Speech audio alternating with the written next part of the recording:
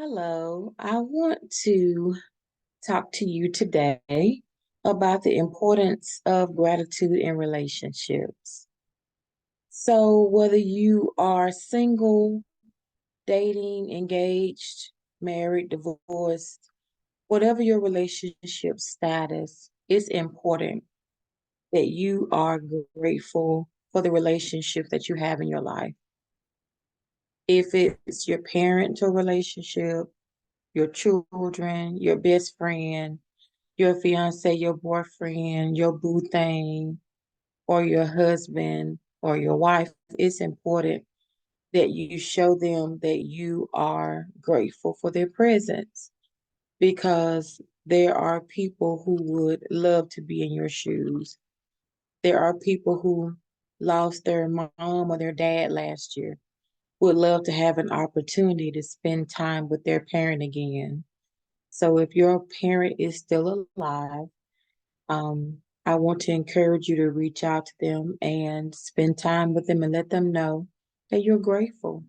Some people wish they had a friend that they could depend on. Some people wish they had children. Some people wish they had a fiance or a boyfriend or a husband or wife.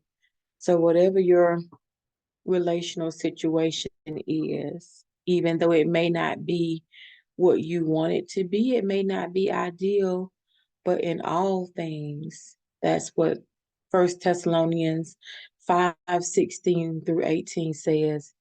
Rejoice always, pray continually, and give thanks in all things. For this is the will of God concerning you in Christ Jesus.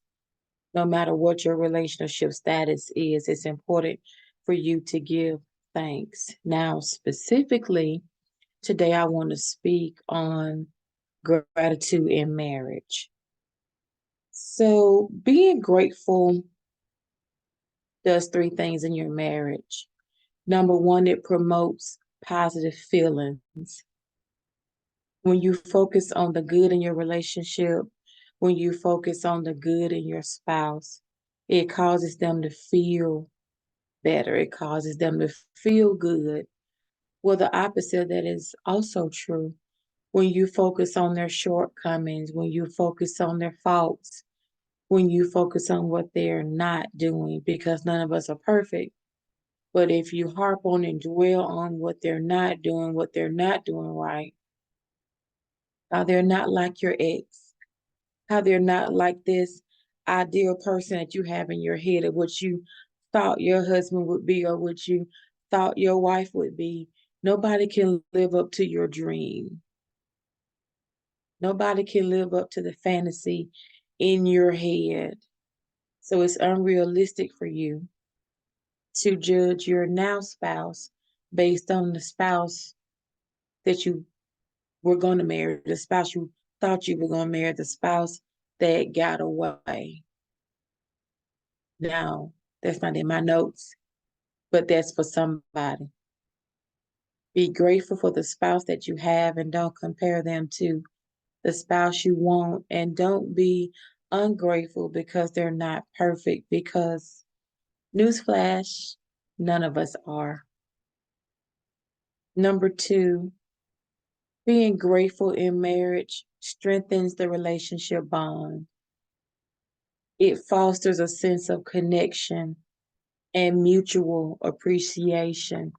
See, when you are giving off positive vibes, people want to be around you.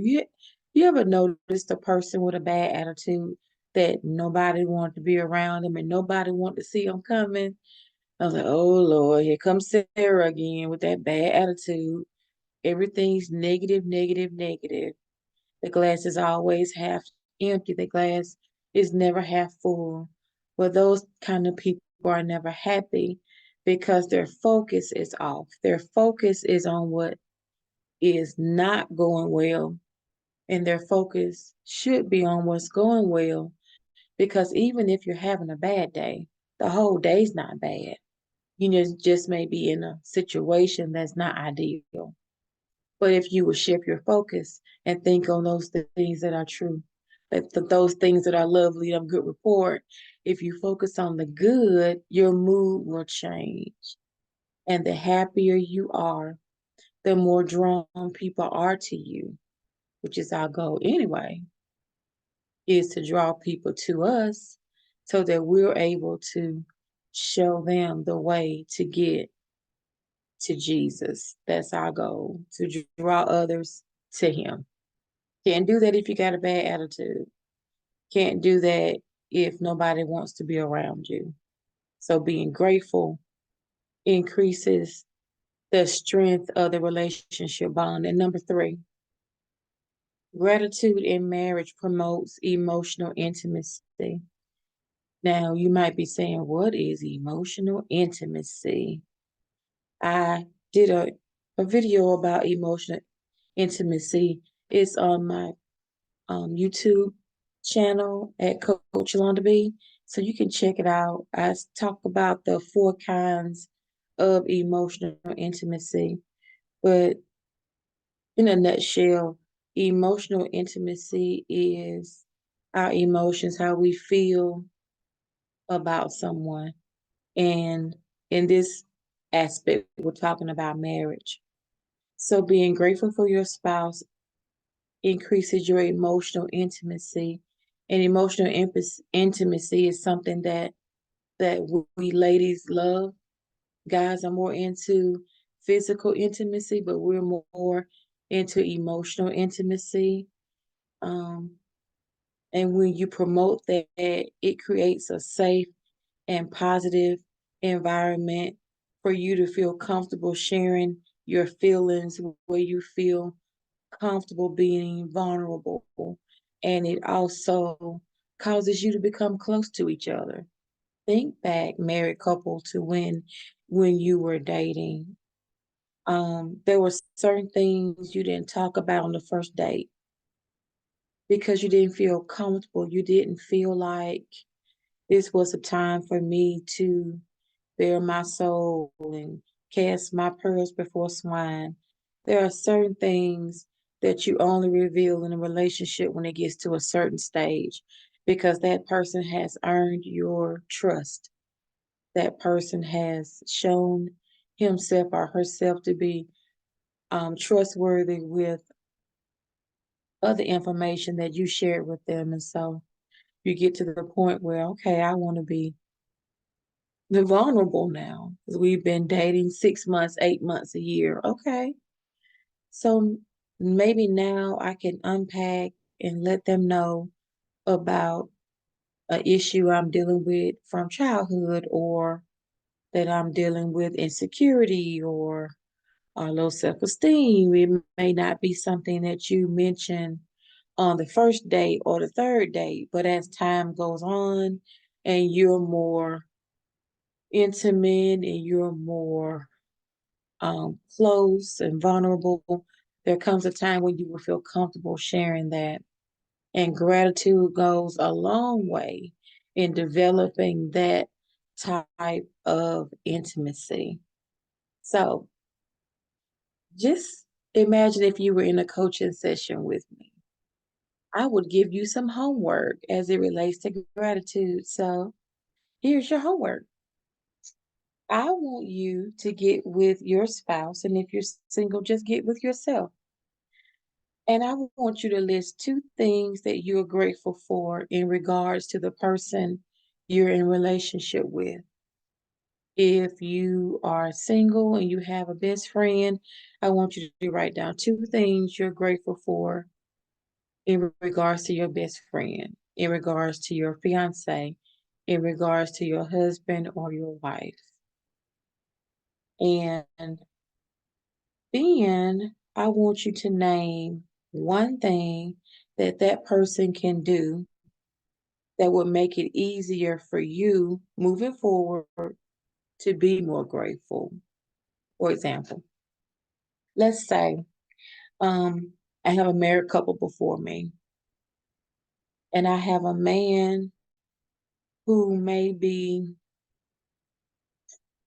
uncomfortable with the fact that his wife has gained weight. Um, his wife is also uncomfortable with the fact that she's gained weight. And she's exercising and she's eating better, but she's past 50 and she's going through menopause. And so there's a more of a challenge to lose weight after menopause than it is before menopause. And girls, we know that. Sometimes men don't know the challenges we face losing weight after the age of 50. So instead of him being positive, he's being negative. Instead of him saying, well, baby, I'm concerned about you gaining weight. I'm concerned about your cholesterol and your family history of heart disease. And, if you would like, I could go to the gym with you and we could work out together. Or if you want to walk around the block after work, I'll be happy to go with you.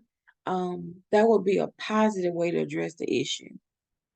Or he could say, honey, have you talked to your GYN about what's going on? Is there anything medically that could be hindering you from losing weight? Is it everything okay health wise? That would be um, a way to approach the subject in a way that will still cause his wife to feel appreciated. If he came at her in another way, let's say he came at her with disrespect and said, you don't need to be eating that cheesecake with your fat butt. Okay, so now see, now you gone too far. um,